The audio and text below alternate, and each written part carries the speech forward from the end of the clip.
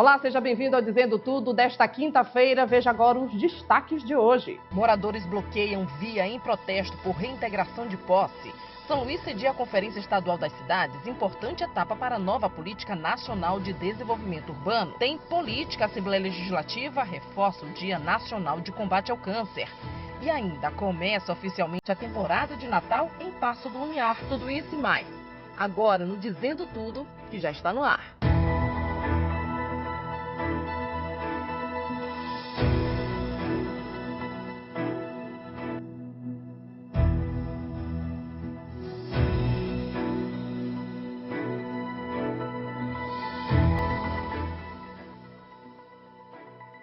Boa noite para você, são 6 horas 3 minutos e a gente começa com uma mega operação, uma ação que mira 190 alvos, inclusive aqui no Maranhão. Fraude em torno de 26 bilhões de reais. Isso foi deflagrado na manhã de hoje. Busca e apreensão contra suspeitos ligados ao Grupo Felt, apontado como o maior devedor de ICMS de São Paulo. Inclui o Maranhão porque foi uma ação localizada também em Passo de Lobato, liderada pela Federação de Ativos.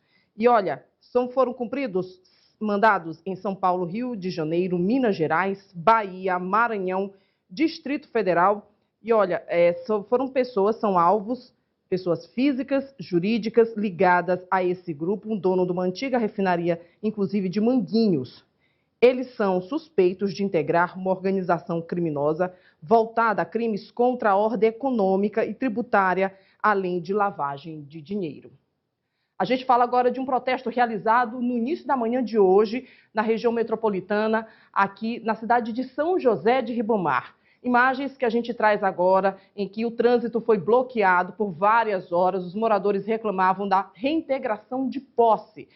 Colocaram fogo em vários materiais, fumaça densa atrapalhou o trânsito, tanto na ida quanto na vinda. Foi necessária, então, uma negociação com esses protestantes, negociação que foi feita junto, inclusive, com a Polícia Militar. Após essa negociação, os moradores foram retirados do local, a via foi liberada e o fogo foi controlado pelo Corpo de Bombeiros. E hoje foi dia da mais uma conferência, a conferência estadual, que trabalha agora a cidade urbanizada, uma conferência que aconteceu aqui em São Luís.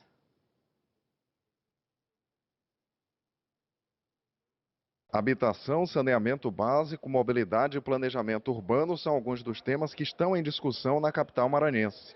Os debates integram a 6ª edição da Conferência Estadual das Cidades. O evento reúne poder público, movimentos sociais, pesquisadores, observatórios urbanos e sociedade civil de todo o estado para debater políticas públicas que contribuam para avanços no desenvolvimento urbano. O intuito aqui é recebermos propostas e encaminhamentos de todas as regiões do estado do Maranhão que aqui estão presentes para debater o novo Plano Nacional de Desenvolvimento Urbano, o PNDU. Para além disso, serão aqui discutidas ao longo das próximas horas e amanhã também diversos eixos temáticos relacionados à temática cidades, como saneamento básico, meio ambiente, na busca de cidades resilientes, habitação, além de outras temáticas. Ronald Chaves é tecnólogo em gestão ambiental e conselheiro estadual das cidades. De acordo com o especialista, o Maranhão tem avançado em políticas públicas para esta área, apesar de ainda ter um longo caminho a percorrer. De alguma forma, o Estado tem avançado algumas coisas. Sabemos que nós temos ainda um déficit, tanto habitacional quanto nas demais políticas, mas isso, de alguma forma, está sendo trabalhado. Mas eu entendo e acompanho que as políticas públicas que hoje o Estado está fazendo têm ido ao encontro desse apoio, dessas políticas. O evento recebeu representantes de todas as regiões do Maranhão. A partir do encontro local, o Estado vai definir as propostas que levará para a Conferência Nacional, que será realizada em fevereiro do próximo ano em Brasília. Dessa forma, a sociedade maranhense contribui na elaboração da nova Política Nacional de Desenvolvimento Urbano. A 6ª Conferência Estadual das Cidades é marcada pela retomada nacional da participação popular na formulação de políticas públicas voltadas para o desenvolvimento urbano. Participação social é o elemento fundamental para a construção dessa política, que não tem como a gente pensar e construir uma política real desenvolvimento urbano, sem pensar na participação popular para a definição desse processo dessa política. Então, essa conferência, essa retomada que a gente já realizou no país quase todo, e hoje a gente está aqui no Maranhão, é um processo desse projeto de retomar a participação social na construção de sociedades justas, igualitárias, para todos e todas. Na verdade, esse debate, né, ele vem sendo retomado, muito focado também na questão das desigualdades sociais e na questão relacionada aos agravamentos que as populações mais vulneráveis têm sofrido com a questão climática. E essa etapa aqui do Maranhão, ela será extremamente importante para a nossa etapa nacional, que ocorrerá no final de fevereiro em Brasília, onde a ideia é que tenhamos um texto base que poderá subsidiar um projeto de lei da Política Nacional de Desenvolvimento Urbano, que hoje já tem, inclusive, um senador Confúcio, já propôs essa política, mas, na verdade, ela, enquanto projeto de lei, ela ainda está sendo debatida. A Conferência Estadual das Cidades continua com uma ampla programação nesta sexta-feira, incluindo painéis, mesas temáticas, palestras e outras discussões envolvendo diversos segmentos da sociedade maranhense. Agora a gente vai a Brasília com Nildo Costa e os bastidores do Congresso Nacional. Nildo, boa noite para você. Boa noite, Daniela Bandeira. Boa noite a todos aqui do Dizendo Tudo, Maranhão TV News. Hoje foi um dia de sessão conjunta do Congresso Nacional, apreciando mais de 60 vetos presidenciais, além de alguns PLNs. Aqui do meu lado, para falar um pouco mais sobre esta sessão conjunta aqui do Congresso, o deputado federal Hildo Rocha, do MDB do Maranhão. Deputado, bem-vindo aqui ao Dizendo Tudo. Qual é que o senhor resume esta votação hoje aqui, essa sessão do Congresso Nacional? Sessão longa, sessão que começou às 10h20, se estendeu por muito tempo, começo da noite. E essa sessão, ela apreciou alguns vetos, muitos foram derrubados, foram negados os vetos apostos ao projeto de lei, tanto do Propag como das licenças ambientais, assim como também aprovado 2 PLN, um que modifica o anexo 5 da Lei Orçamentária 2025, permitindo que aumente em 86 vagas de cargos para o Ministério da Educação e Cultura, para professores e técnicos de secretarias, coordenações, outros órgãos que colocam pessoas profissionais para trabalhar nas universidades, principalmente nas universidades federais e institutos federais.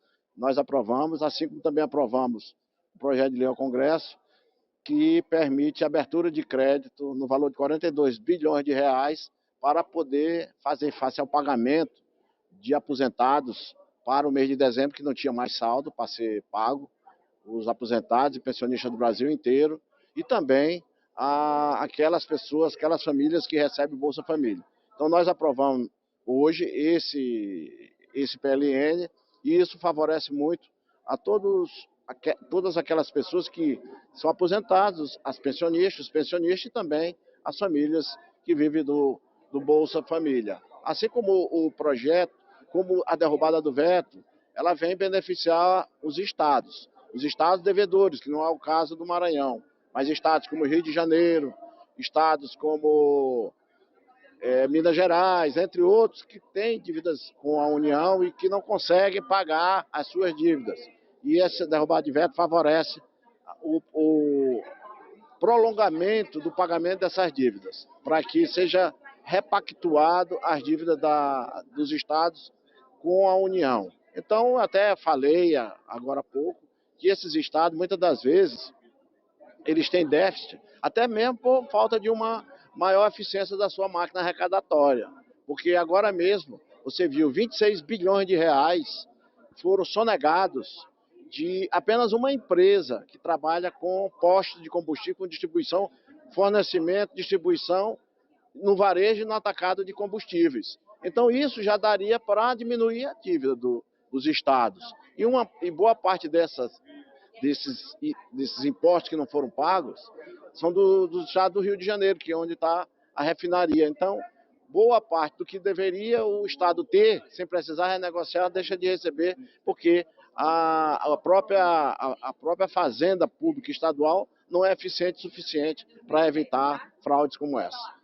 Daniela, nós estamos falando aqui com o deputado Hildo Rocha, do MDB, falando sobre esta sessão do Congresso Nacional. Mas, deputado, uma semana, como que o senhor resume a semana aqui da Câmara dos Deputados, aqui do Congresso Nacional? Olha, foi uma semana bastante produtiva. Nós tivemos sessão na terça, tivemos sessão na quarta e tivemos sessão do Congresso hoje, assim como as comissões trabalharam, funcionaram, aprovando várias matérias, porque tem várias matérias que não passam no plenário da Câmara, elas são terminativas na Comissão de Constituição e Justiça, que é a comissão que eu pertenço, que eu participo, e essa semana deliberou várias matérias que foram aprovadas lá, que não vão mais precisar vir aqui para o plenário, já vão direto para o Senado. Outras já vão direto para a presidência da República poder sancionar ou vetar. Tá certo. Expectativa para a próxima semana, ainda mais movimento aqui no Congresso Nacional, Daniela. Não é isso, deputado? Exatamente. Na próxima semana, só faltam mais 2 semanas, temos orçamento para aprovar, temos a lei de diretriz orçamentária que ainda não foi aprovada. Sem aprovar, a LDO não pode ter recesso, né? Então é obrigado a ter a aprovação da lei de diretriz orçamentária para ter o recesso.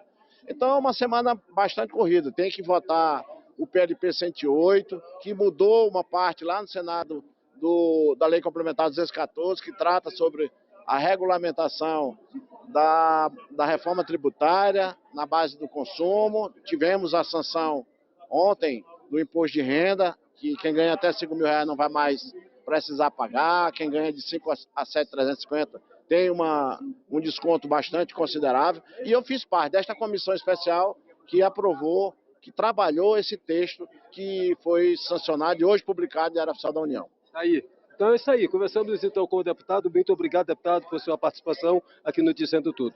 Eu que agradeço a oportunidade, um bom final de semana. Convidar aqueles que possam estar amanhã lá no CEPRAMA, participando junto conosco da convenção que vai escolher a nova diretoria do MDB, do Estado do Maranhão. Grande abraço. Aí. Daniel, eu volto aos estúdios aí com você do Dizendo Tudo. Então continuaremos acompanhando toda essa movimentação aqui do Congresso Nacional. Obrigada, Nildo. Convenção que acontece sexta-feira aqui em São Luís com a presença de grandes representantes do MDB no Maranhão. A gente faz um intervalo, na volta tem uma entrevista especial aqui sobre o Dia Nacional de Combate ao Câncer. São 6h15, imagens ao vivo da Avenida João Paulo aqui em São Luís. A gente volta já já.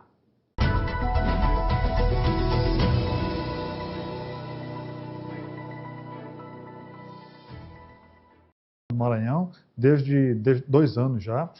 Nós criamos aqui o maior centro de radioterapia do Norte e Nordeste, voltado para o SUS. Hoje nós temos 5 equipamentos de radioterapia. Saímos de uma fila de 1 ano e 2 meses de espera para um tratamento com início imediato. Descentralizamos o tratamento oncológico, fazendo hospital em Pinheiro, e já estamos construindo um hospital em Santo Inês. Estamos agora tentando trazer também a radioterapia para o município de Pinheiro. Estamos na luta para fazer um novo hospital pediátrico, oncopediátrico. Então, o Maranhão tem ainda muito que avançar, mas a gente já tem feito muita coisa. Tem caminhado bastante. Tem caminhado o senhor bastante. falou sobre emendas parlamentares, inclusive aguarda mais uma remessa desse tipo de ajuda. O quanto a Assembleia, Câmara Municipal tem ajudado? A gente sabe que os vereadores se unem, né? Se juntam em comissões para tentar, inclusive, minimizar, que a gente sabe que é um trabalho muito caro, é um trabalho que custa caro para o Brasil inteiro, para o mundo. Como é que tem sido esse trabalho em parceria com os parlamentos? A gente tem no poder público, tanto na Câmara Federal quanto na Câmara Municipal, nós temos grandes parceiros. Esse ano, por exemplo, graças a essa parceria, a gente vai estar conseguindo recursos para tirar do papel o nosso hospital oncopediátrico, né? Um grande parceiro que nós temos é realmente a Câmara Federal, e a Assembleia Legislativa, deputados pontuais, sempre ajudam a nossa fundação, né? Mas, como eu disse, não é só o poder público. Nós temos também convênio com o governo do Estado, mas, enfim, não é só o poder público. A própria comunidade, sabendo da importância que a Fundação tem para o nosso Estado, abraça muito nossos projetos e participa bastante dessa causa e nos ajuda. Mas, sem dúvida, os parlamentares todos são grandes parceiros da Fundação e do combate ao câncer no Estado. Acreditam nisso, os senadores, deputados federais, vereadores, né, e eles, sabendo dessa importância, sempre nos ajudam, sim. Como é que a gente pode alertar as pessoas, se é que é possível ainda? É uma informação, na verdade, é um assunto tão ainda sensível, as pessoas ainda têm muitos bloqueios, ainda tem muito preconceito, inclusive, em relação ao câncer. A procura pelos médicos, a procura pelo início desse tratamento, como é que tem sido aqui no estado? Ou vocês só chegam quando já chega a receber, já é a ponta, já é o tratamento em si mesmo? Bom, essa pergunta é muito boa. A gente, lá na Fundação, a gente hoje está trabalhando mais com o tratamento. Há um tempo atrás a gente trabalhava com diagnóstico, mas infelizmente o câncer avançou tanto que a gente não está mais conseguindo trabalhar nessas duas pontas. Mas o que a gente diz sempre? O combate ao câncer não é uma responsabilidade só da Fundação, só do governo estadual, do municipal, enfim, é de todo mundo. Então, por exemplo, o Maranhão tem um número altíssimo de casos de câncer de colo de útero, de casos de câncer de pênis, né, que são tipos de câncer que vêm do HPV. Ora, se a vacina contra o HPV é gratuita e está disponível na rede pública municipal... E foi recente também, né? Mas já tem alguns anos isso e nossos números são muito superiores a outros estados. Entendi. Então nós temos pessoas novas, quando eu digo novas, pessoas de 20 e poucos anos que têm câncer de pênis, né, e que o tratamento é amputação parcial ou total. Câncer de colo de útero, a gente tem mulheres novas com câncer de colo de útero que já poderiam estar se beneficiando da época da vacinação. Então, se existe a vacina, por que as pessoas não estão levando? Está sobrando vacina nos postos de saúde. Sim. Então, o combate ao câncer não é responsabilidade só do Estado, só da Fundação, é de todo mundo. Por que as pessoas, às vezes, também, por preconceito, alguns homens não vão fazer, nós estamos no Novembro Azul, por que alguns homens não vão fazer o exame? Tem aquele preconceito, que é o exame, tem aquela, a gente sabe... O exame de toque, muita gente ainda... O exame de toque, o pessoal ainda tem esse preconceito, tem esse receio. Mas não pode ter. Então, mais uma vez, não é uma responsabilidade do Estado que a pessoa vai fazer o exame. O cara tem que pegar as pernas dele e fazer. O Estado tem avançado, por exemplo, em números de mamógrafos para o SUS. Aí as mulheres têm que fazer a mamografia. Então, passa por todo mundo, né, esse combate ao câncer. Então, isso é um alerta que fica. E a gente está no Novembro Azul, acabou de sair o Outubro Rosa. E o outro alerta não é só no Novembro Azul que as pessoas têm que tomar conta da saúde, nem só no Outubro Rosa. É o ano inteiro. É uma constante. Uma né? busca eterna. É uma busca eterna. E ficar sempre alerta a alguns sintomas. Nem tudo é câncer, tá? Então não adianta a gente ter um desespero. Não, eu estou com uma manchinha aqui no rosto, é câncer, deixa eu correr. Não, tem que investigar. Pode ser câncer, mas a probabilidade maior é que não seja, mas tem que ser que procure um médico, né? Tem que procurar um médico, tem que estar sempre atento a isso. O Maranhão está distante em relação a, por exemplo, São Paulo, que é referência. Ainda temos muito a avançar, mas como é que está a nossa situação em relação a outros estados? Como eu disse, por exemplo, em relação à radioterapia, hoje a gente não deve nada. A gente tem os equipamentos mais modernos para o SUS. A gente tem os equipamentos mais modernos que São Paulo tem. Mas aí a gente tem outras coisas. A gente não tem um número de hospitais suficiente para a população ainda. É isso que a Fundação está trabalhando forte para tentar fazer esses hospitais, porque a gente sabe que os números de casos de câncer no estado, no mundo, só tendem a aumentar. Então, existe uma estatística da OMS, a Organização Mundial de Saúde, que até 2030 o câncer vai passar o coração em causa de morte. O que significa isso? O câncer vai ser a maior causa de morte no mundo. No Maranhão, claro, não é diferente. Então, no triênio 23 a 25, existe uma previsão de 12 mil novos casos anualmente para o Maranhão. Em 2030, essa previsão de 12 passa para 22 mil novos casos. Então, quase que dobra. A gente tem que estar preparado para isso. O Estado tem que ter hospitais, tem que ter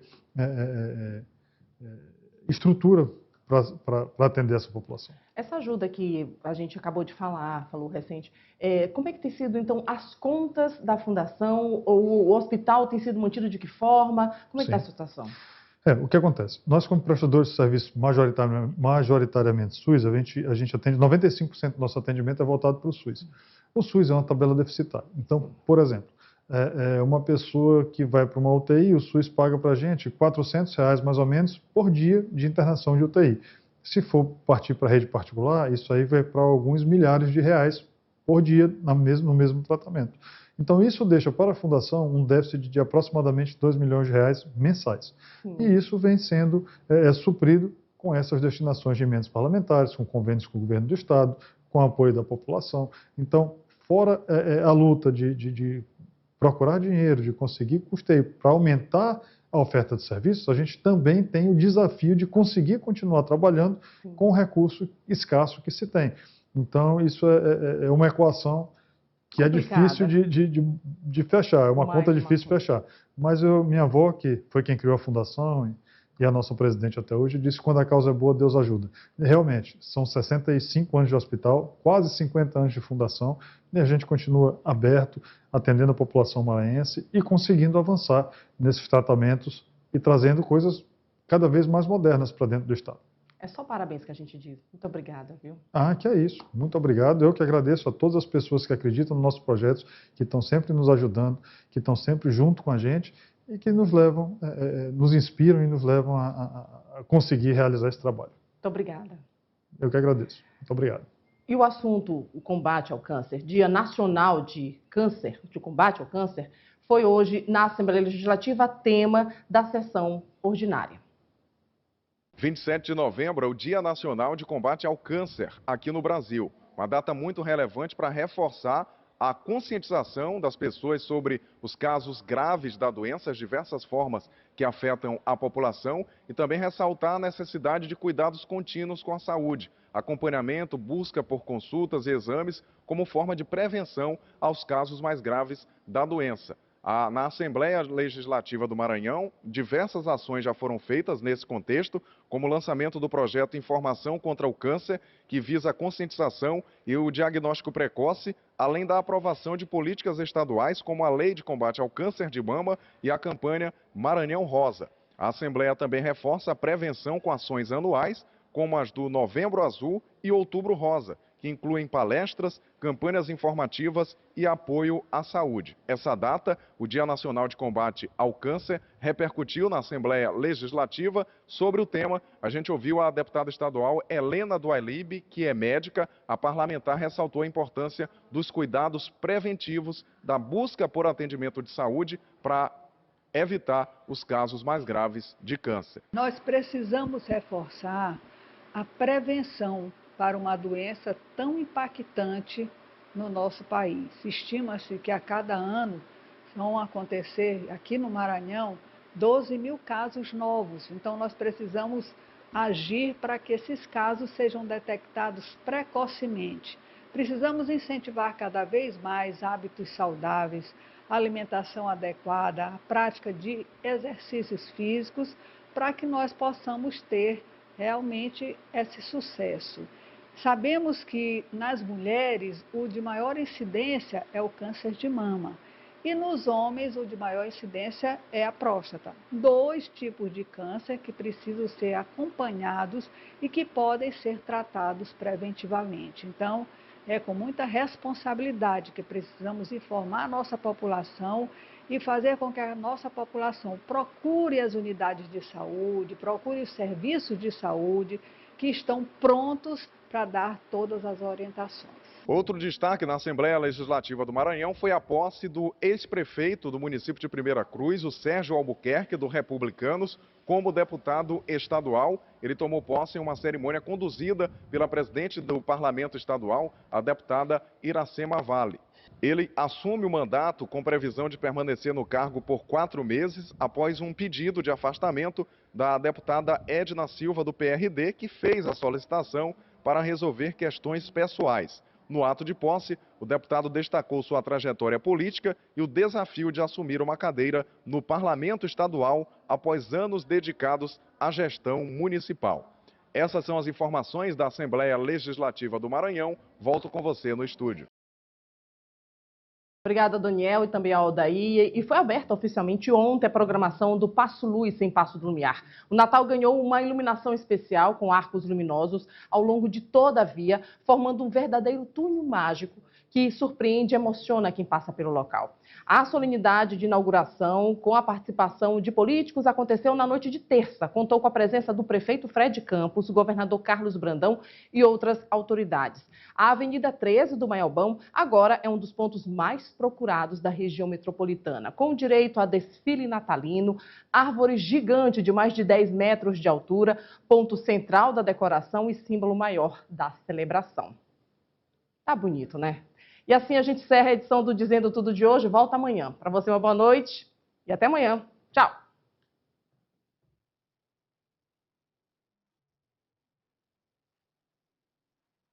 Taca ali a imagem, senhor.